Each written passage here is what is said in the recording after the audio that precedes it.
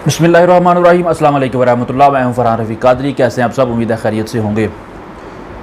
मोहब्बत, प्यार और इश्क, इसके कुछ लवाज़मात होते हैं जिससे पता चलता है कि इंसान जब किसी से मोहब्बत करता है तो वो मोहब्बत उसकी सच्ची भी है या नहीं।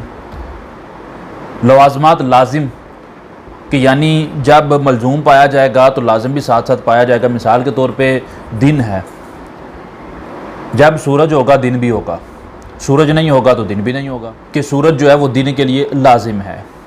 अब ये नहीं हो सकता कि जनाब सूरज के हो ही ना, बोले भाई सूरज निकला ही नहीं है लेकिन फिर भी दिन आया हुआ है, दिन मौजूद है, ऐसा नहीं हो सकता। इसी तरह मोहब्बत जो होती है इसके भी कुछ लवाज़मात होते हैं, कुछ ज़रूरी चीज़ें होती हैं। अगर वो ना पाई जाएँ तो बंदा जितना मर्ज़ी मोहब्बत का दावा करे उसका दावा सच्चा नहीं होता बल्कि वो झूठा कहलाता है। उन लवाज़मात में से चंद ये होती है कि अपने महबूब के साथ ताल्लुक़ रखने वाली हर चीज़ से भी मोहब्बत हो जिससे महबूब प्यार करता है। ये मोहब्बत का लाजमा है। अब मोहब्बत रसूल का दावा तो लोग करते हैं, अल्लाह ताला हम सब को मोहब्बत रसूल, सच्ची पक्की मोहब्बत रसूल अता फरमाए।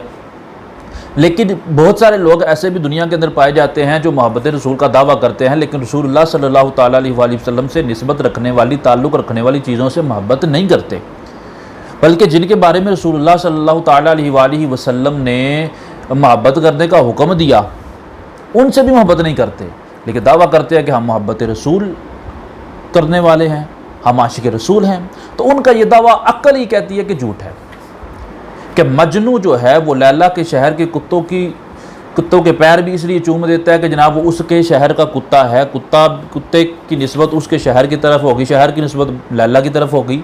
तो ये कौन सी मोहब्बत है कि जो नबी करीम अलैहिस्सलाम से ताल्लुक़ रखने वाली चीज़ों के साथ जो है वो मोहब्बत ही ना हो, उनसे बुग़्ज़ हो, उनसे नफ़रत हो, उनके बारे में गलत बातें की जाएँ और बासात में बंदा ये भी कहे कि जनाब मैं मोमिन भी हूँ, मैं रसूलुल्लाह से मोहब्बत भी करने लगा हूँ। तो ये सिर्फ मुनाफ़िक़त है, ऐसा ईमान मोतबर अक्ल ही इस ईमान को कबूल करने के लिए तैयार नहीं है।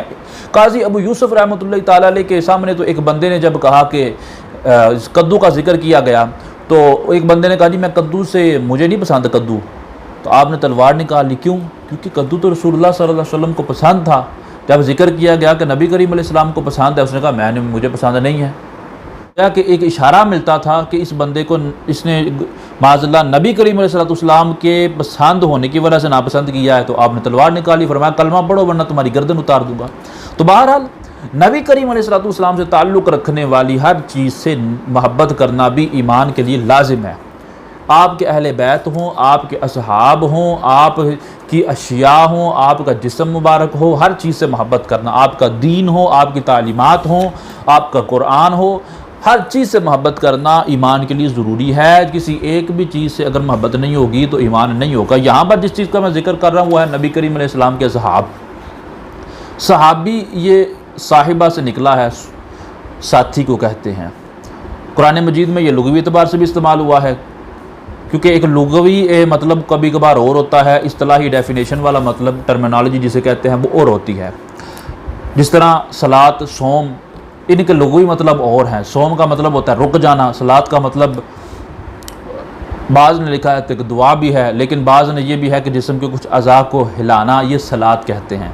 जबकि शरई तौर पर जब हम कुरान करीम या अहादीस के अंदर देखते हैं या कुतुब के अंदर देखते हैं कि सोम बोला जाए तो इससे मतलब ये होता है कि भाई सुबह फजर, तुलुए फजर से लेकर गुरूब आफ्ताब तक अपने आप को खाने पीने और सोहबत से रोकना, ये रोज़ा कहलाता है।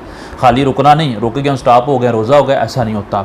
इसी तरह नमाज जो है बाकायदा सलात, ये अरकान मखसूसा को कि रुकू व सुजूद, तस्बीह, तहलील और इसके अलावा जितने अज़कार हैं इनको नमाज कहा जाता है, सलात कहा जाता है। इसी तरह सहाबी उसको कहा जाता है जिसने हालत ईमान में नबी करीम अलैहिस्सलाम की हयात ज़ारी में आपका दीदार किया हो या आपसे मिला हो और उसी इस्लाम, उसी ईमान पर उसकी मौत हुई हो, वो फौत हो गए हों, उस बंदे को सहाबी कहते हैं।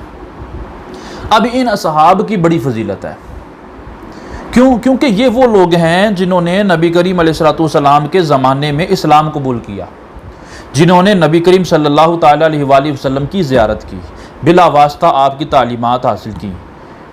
नबी करीम अलैहिस्सलाम का महज दीदार कर लेना ही बहुत बड़ी फजीलत है कि जो काम सहाबा किराम अलैहिम रिदवान करते रहे उनकी तरह के ملتے جلتے تو کر سکتے ہیں ہم بھی، نمازیں تو وہ بھی پڑھتے تھے، ہم بھی پڑھ سکتے ہیں، جہاد بھی ہو ہی جاتا ہے، بعد میں کتنی صدیوں تک ہوا جہاد، زکوٰۃ بھی ادا کرتے ہیں، حج بھی ادا کرتے ہیں، تلاوت قرآن کریم بھی ادا کرتے ہیں، لیکن ان کی کون سی ایسی نیکی تھی جس کی وجہ سے ان کو اتنا مقام ملا کہ اللہ تبارک و تعالیٰ نے ان کو قرآن کریم میں جنتی قرار دیا، نبی کریم صلی اللہ تعالی علیہ وآلہ وسلم نے ان سے محبت کو لازم قرار دیا؟ کیوں؟ کیونکہ وہ نبی کریم علیہ السلام کے معاونین اول بھی تھے، اور نبی کریم علیہ السلام کا سب سے پہلے ساتھ دینے والے بھی تھے، اور نبی کریم علیہ السلام کی زیارت کرنے والے بھی تھے۔ امام تقی الدین سبکی رحمۃ اللہ تعالیٰ نے لکھا ہے نا کہ جو بندہ حضور صلی اللہ تعالیٰ علیہ وآلہ وسلم کی حالت ایمان میں جنہوں نے زیارت کی ہے، تو یہ دیدار ہی اتنی بڑی نیکی ہے، اتنا بڑا فیضان ہے کہ ایک دیدار ایمان کی حالت میں کرنا بندے کے دل کے اندر ایمان کو انتہائی مضبوط کر دیتا ہے، اور بندے کے جو اعمال کا ثواب ملتا ہے وہ ایمان کی وجہ سے ملتا ہے۔ جتنا ایمان مضبوط ہوگا اتنا زیادہ ثواب ملے گا، اور صحابہ کرام علیہم رضوان کا ایمان کتنا مضبوط ہے اس کی گواہی خود نبی کریم علیہ السلام نے دی۔ فرمایا کہ میرے اصحاب میں سے جو بندہ بھی مٹھی بھر جو آٹا چنے اللہ کی راہ میں خرچ کر دے، اور عام بندہ کوئی خرچ کرے پہاڑ احد جتنا بھی خرچ کر دے، تو میرے اصحاب کے مٹھی بھر کے برابر نہیں ہو سکتا۔ کیوں؟ کیونکہ زیارت مصطفیٰ، دیدار مصطفیٰ صلی اللہ علیہ وسلم کی وجہ سے ان کے دلوں کے اندر ایمان اتنا مضبوط ہو چکا ہے۔ رسول اللہ صلی اللہ تعالی علیہ وسلم کو اپنے صحابی سے پیار کیوں ہے؟ نبی کریم علیہ السلام وہ شخصیت ہیں جو ہر لحاظ سے اتم، اکمل، اطہر، اطیب ہیں، عادات کے اعتبار سے، احوال کے اعتبار سے، فیملی ریلیشنز کے اعتبار سے، معاشرتی معاشی ہر لحاظ سے، خاندان اعتبار سے، لوگوں کس بندے سے کتنی محبت ہونی چاہیے، کمی بیشی نہیں، ہر لحاظ سے اکمل ہیں۔ نبی کریم علیہ السلام کو اپنے اس ہر صحابی سے زیادہ محبت تھی جو پہلے ایمان لے کر آئے اور حضور نبی کریم علیہ السلام کا ساتھ دیا۔ بعض روایات ملتی ہیں ابو بکر صدیق رضی اللہ تعالیٰ سے صحابہ کا اختلاف ہوا تو نبی کریم علیہ السلام نے فرمایا میرے ساتھی کو چھوڑ دو میرے لیے، کیونکہ اس نے اس وقت میرا ساتھ دیا جب تم سب نہیں دے رہے تھے۔ یعنی کہ جو جتنا پہلے ہوگا اتنا اس کا مرتبہ مقام زیادہ ہوگا۔ اسی وجہ سے تو ہمارا عقیدہ ہے کہ سب سے افضل حضرت ابوبکر صدیق ہے، پھر حضرت عمر فاروق اعظم، پھر حضرت عثمان غنی، پھر مولا علی، پھر عشرہ مبشرہ، پھر شہدائے بدر، پھر شہدائے احد، پھر صلح حدیبیہ والے، اس طرح ایک ترتیب کتب کے اندر لکھی ہوئی ہے، پھر فتح مکہ کے بعد والے، فتح مکہ۔ اب کیا فتح مکہ کے بعد والے صحابی نہیں ہیں یا وہ جنتی نہیں ہیں؟ قرآن کریم میں اللہ تبارک و تعالیٰ نے ارشاد فرمایا جنہوں نے فتح مکہ سے پہلے خرچ کیا اور جنہوں نے فتح مکہ کے بعد خرچ کیا، یہ دونوں برابر نہیں ہو سکتے۔ پہلے والوں کا مقام زیادہ ہے، بعد والوں کا کم ہے، لیکن وَكُلًّا وَعَدَ اللَّهُ الْحُسْنَى، پہلے ایمان لائے ہوں یا بعد ایمان لائے ہوں، ہر ایک کے ساتھ اللہ تبارک و تعالیٰ نے جنت کا وعدہ کر دیا ہے۔ تو پتہ چل گیا سارے صحابی جنتی ہیں، اور یہ بھی پتہ چلا کہ جو جتنا افضل ہوگا نبی کریم علیہ السلام کو اس سے اتنا ہی پیار ہوگا، اور یہ بھی پتہ چل گیا کہ سارے صحابہ غیر صحابی کے اعتبار سے افضل اور اعلیٰ ہیں، کسی غیر صحابی کو صحابی پر طعن کرنے کی اجازت نہیں ہے، صحابی کے ساتھ محبت کرنا ضروری ہے۔ ترمذی شریف میرے سامنے کھلی ہے، نبی کریم علیہ السلام نے ارشاد فرمایا اللہ اللہ فی اصحابی لا تتخذوہم غرضا بعدی فمن احبہم فبحبی احبہم ومن ابغضہم فببغضی ابغضہم ومن آذاہم فقد آذانی ومن آذانی فقد آذ اللہ یوشکو ان یاخذہ، فرمایا اللہ سے ڈرو، اللہ سے ڈرو میرے صحابہ کے معاملے میں، انہیں میرے بعد نشانہ نہ بنانا چاہیے، مگویاں نہ کرتے رہنا، جو ان سے محبت کرتا ہے وہ میری محبت کی وجہ سے ان سے محبت کرتا ہے، یعنی مجھ سے محبت کرتا ہے اس لیے کرتا ہے۔ وہ جو بھی ہیں، جیسے بھی ہیں، جس مرضی قبیلے سے ان کا تعلق ہے، جس مرضی خاندان سے تعلق ہے، ان کے افعال جیسے بھی ہوں، کیونکہ اللہ نے ان کو بخش دیا۔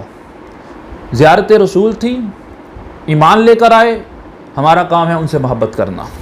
جو ان سے بغض رکھے گا وہ ان سے نہیں بلکہ محمد عربی سے بغض، فمن ابغضہم فببغضی ابغضہم، گویا کہ میرے ساتھ وہ بغض رکھتا ہے اس وجہ سے ان سے وہ بغض رکھے گا، کیونکہ وہ تو پھر لائٹ آف ہولی پرافٹ صلی اللہ علیہ وسلم کا انکار کرتا ہے، اس فیضان کا، اس نور کا جو اس بندے کو نبی کریم علیہ السلام کا زیارت کرنے سے ملا تھا۔ آج جناب جو اعتراض کرنے والے ہیں، چھوٹی چھوٹی چیزوں پر جنتیں بانٹ رہے ہیں، وہ جی 2 سینے پہ ہاتھ مار لو تو جناب آپ بخشے جاؤ گے، آپ کسی فلاں شاہ صاحب کی زیارت کر لو تو بخشے جاؤ گے، آپ فلاں عمل کر لو تو بخشے جاؤ گے، جوتیاں اتار دو تو، حالانکہ یہ ساری خرافات ہیں۔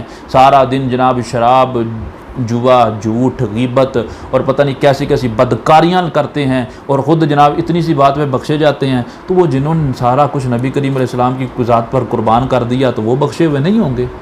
جن کے بارے میں قرآن گواہیاں دے رہا ہے، رسول اللہ صلی اللہ علیہ وسلم کے فرمان گواہیاں دے رہے ہیں، تو ان سے بغض کرنا، رسول اللہ سے بغض کرنا، فرمایا جنہوں نے انہیں اذیت دی وہ مجھے اذیت دیں گے، اور جو مجھے اذیت دیتے ہیں وہ اللہ کو اذیت دیں گے۔ اللہ تبارک و تعالیٰ اذیت سے پاک ہے، اللہ تعالیٰ کو اذیت نہیں ہوتی۔ تو اس کا مطلب کیا ہے؟ مطلب یہ ہے کہ ان قریب اللہ ان کو اپنے عذاب میں پکڑ لے گا۔